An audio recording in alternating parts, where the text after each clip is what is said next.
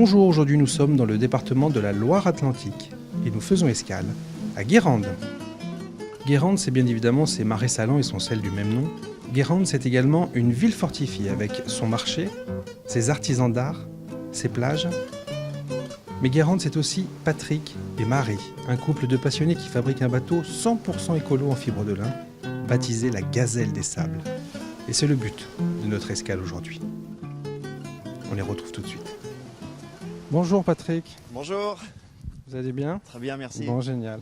Donc voilà où vous travaillez, où vous créez ces bateaux magnifiques alors. Exactement, le petit atelier de la zone de Kergoulinet à Mesquer, D'accord. berceau des gazelles des sables. Très très bien. On en voit plusieurs là, alors c'est la couleur change mais ils sont en fibre donc. Alors on a tout un tas de variétés de bateaux, donc différentes couleurs déjà. Il y a deux modèles également, le Lascar et la Gazelle.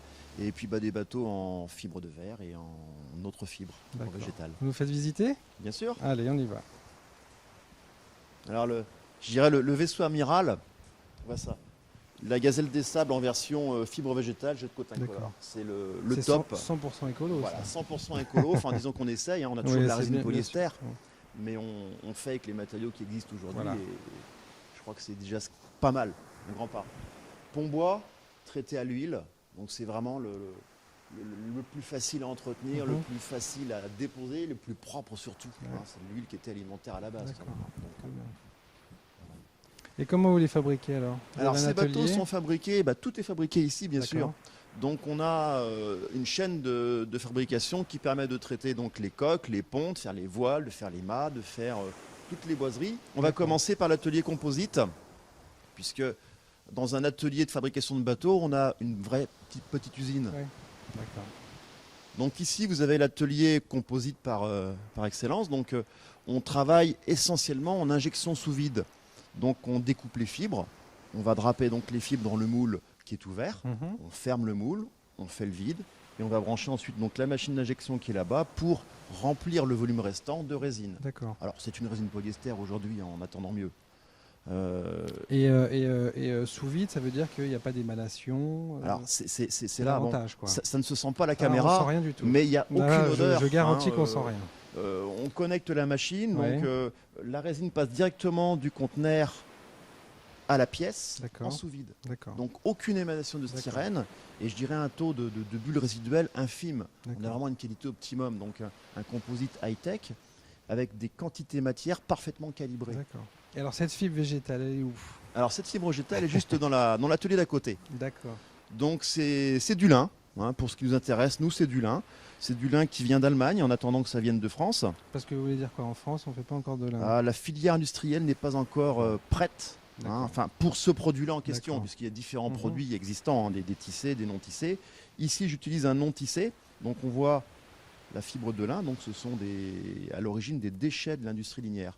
D'accord. La fibre noble étant utilisée pour le textile, pour faire des chemises, et le déchet, donc la paille, étant utilisée pour faire des renforts d'injection. C'est ce qu'on trouvera notamment dans les garnitures de portières. D'accord. Donc, et pourquoi il y a trois...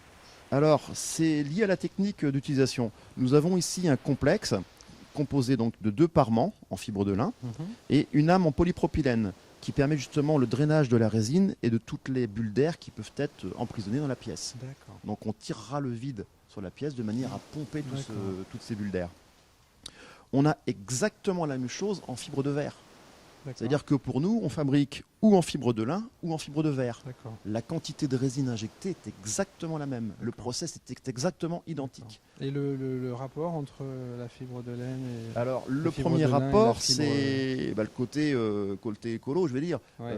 C'est doux. On n'ira pas se frotter avec de la fibre de verre. On a tous en mémoire la laine de verre pour l'isolation, c'est pas spécialement agréable. Ça pique. Là, on en fait des chemises quand même. Donc, même si on sent la rugosité de la fibre, parce qu'il y a du déchet, c'est autrement plus agréable à travailler. Et ce bateau est aussi solide écoutez, il navigue de la même façon. Je dirais même surdimensionné par rapport à l'utilisation. Alors, les premiers essais n'ont pas toujours été concluants, mais petit à petit, on arrive à des choses qui tiennent la route. Parce que vous êtes architecte Alors, je suis architecte de mes bateaux, de différents autres bateaux aussi. Plutôt des petits bateaux comme ça, puisque c'est ma passion. Ouais. Mais je suis d'abord ingénieur des composites. Donc, je travaille la chose depuis quand même assez longtemps. La première utilisation pour moi de la fibre végétale, c'était il y a 10 ans.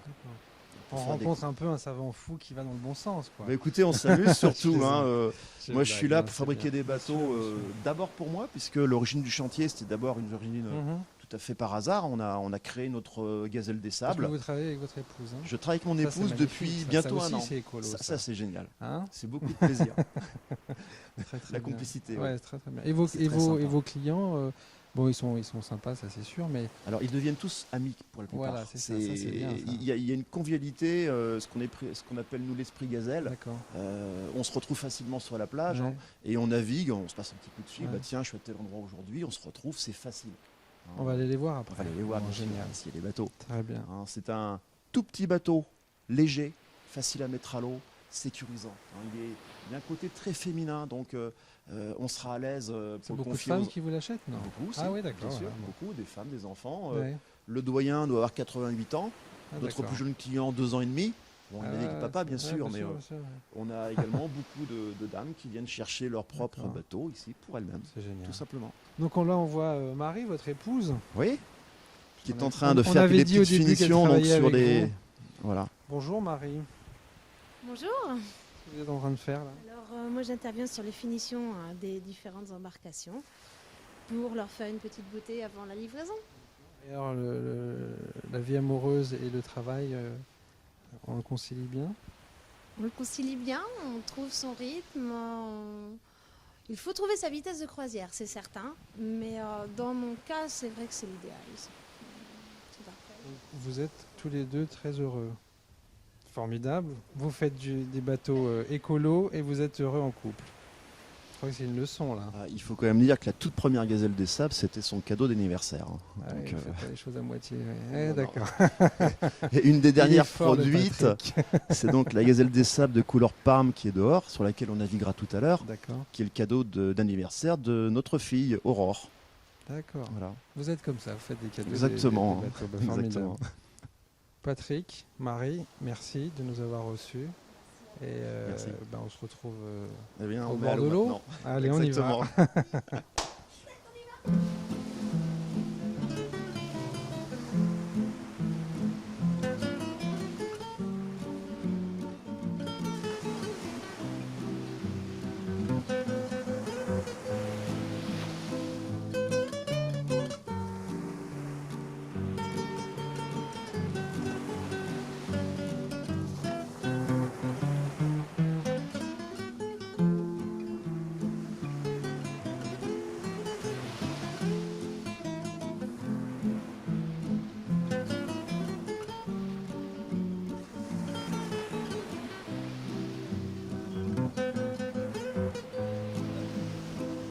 Bonjour.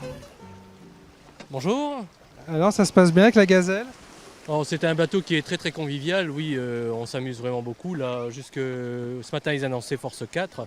On peut sortir avec les enfants en toute sécurité. Et alors, avec le système d'eau qui alourdit le bateau, il est très stable?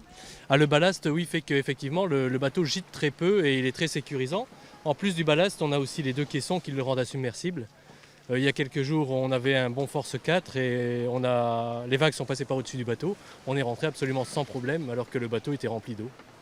Tu t'en vas pas en Norvège prochainement avec ton renard? Ouais, hein. Vous allez en Norvège? Augesund en Norvège. Et vous vous appelez? Didier.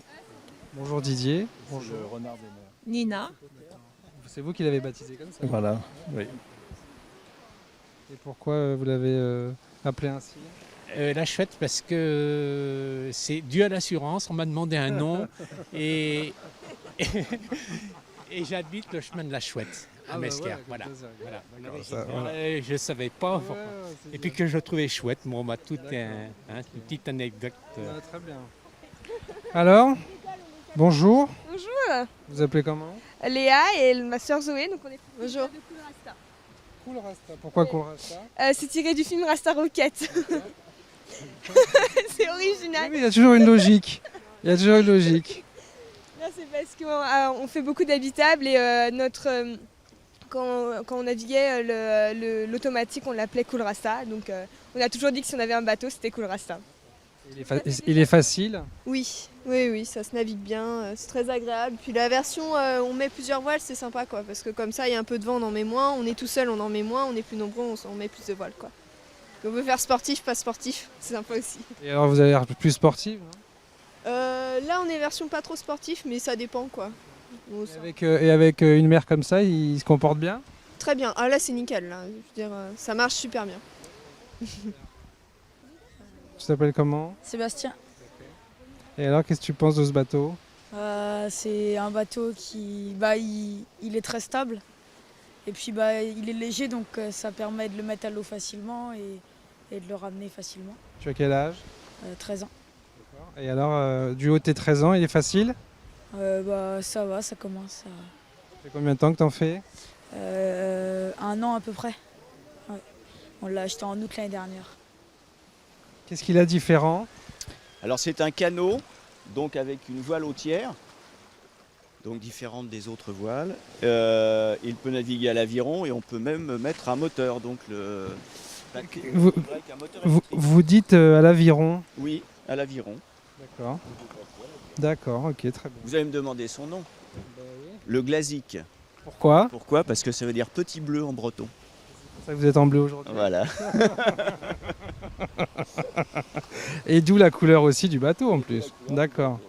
Et quand on est tout seul, c'est facile. Ah bah oui, là j'ai pu naviguer sans problème. Ouais, on est vraiment en sécurité. Et alors ce système de remplir des balastres avec de l'eau, ouais, non, avec de l'eau pour l'équilibrer, c'est ça? Ah c'est la quille sous le bateau en fait qui est remplie d'eau. Et ça marche bien, c'est mieux qu'une quille. Qu'une dérive. Oui, oui, là-dessus, il n'y a pas de dérive, il n'y a pas de plan de dérive. Donc ça stabilise le bateau. On le ressent bien? Oui, oui, complètement. C'est-à-dire qu'à vide, il doit faire 50 kg et il en fait 80 une fois que l'eau est rentrée dedans. Et en même temps, quand vous le sortez, donc vous n'avez pas le poids. L'inconvénient du poids. Voilà, exactement.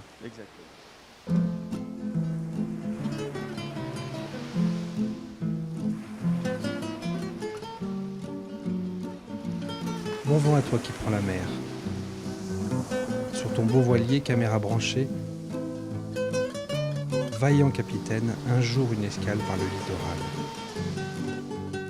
Toi tu nous entraînes, filmés de Dunkerque à Menton, la lutte contre la pollution.